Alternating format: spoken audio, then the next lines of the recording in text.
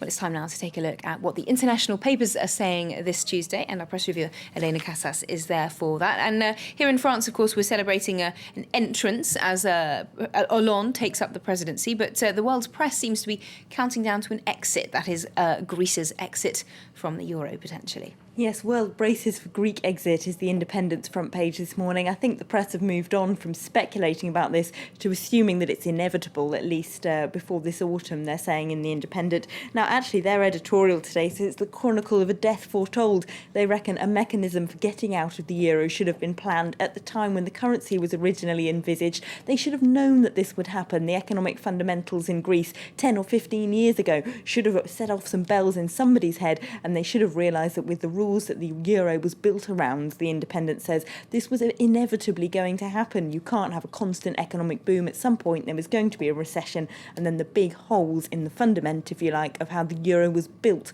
would then clearly be revealed, and someone, in this case Greece, would end up falling into it. They reckon that maybe the euro itself, the scale of the project, the amount of countries that it brought in, some of which with quite weak economies to start with, might have been a mistake to begin with. Perhaps a narrower currency, just bringing in a core of France, Germany, the Netherlands, Belgium and so on would have been a better project. As it is, it might have just been a disaster waiting to happen, and the longer we draw it out doesn't mean it's going to be any better.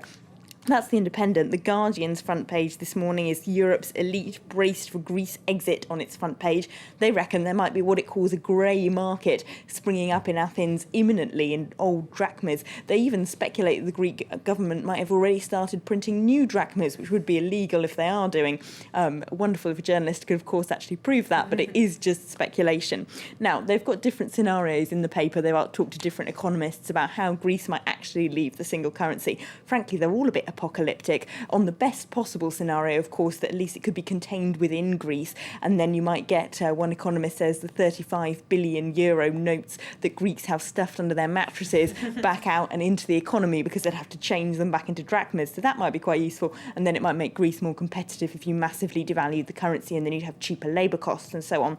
The really bad scenario, though, well, it doesn't look good if you're Greek or if you've got money in a Greek bank. If that were to happen, they'd end up probably having to nationalise all the banks, probably freeze all accounts, impose really tight capital controls to stop you leaving Greece with a suitcase full of cash, and perhaps even border controls to stop people from simply fleeing. So that would mean foreign armies even on the borders of Greece that they evoke in one column in The Guardian. Sounds a bit terrifying, doesn't it? It's a little bit apocalyptic there, definitely. OK, well, that's so much for the Greek crisis. The other big story today, of course, is that meeting between François Hollande, who's being inaugurated today, and Angela Merkel in Germany. Has that made the front pages or the foreign press at all? Well, some of the foreign press is being a bit more positive about it, actually, than papers are here in France. The New York Times says they might actually see more eye to eye than Merkel and Sarkozy did. They have more similar styles. Perhaps the more pragmatic, companionable Mr. Hollande might be easier for Merkel to get on with. And maybe the policy differences between them have been exaggerated. After all, it's in both of their electoral interests to see some growth now, after the voters in Germany don't turn out to be very keen on austerity either, as we saw in regional elections on Sunday. The Tagesspiegel, which is a German left-wing newspaper, also says it would be good for Europe to have a stronger, more left-wing France that can stand up to Merkel's policy. But if we have a look at the Independent's cartoon, they can't resist making a bit of a crack at the couple's new first date. They've got Angela Merkel with a big thick belt, pulling it in, tightening it up, ready for her first date with François Hollande, and he's got enormous trousers on and is saying, got to leave room for growth. So even if this Franco-German couple don't go on beachside walks like the last one, I'm sure we'll get more couple-based jokes from the papers. Definitely. Interesting that François Hollande did lose some weight during the campaign. He certainly looks like he has there.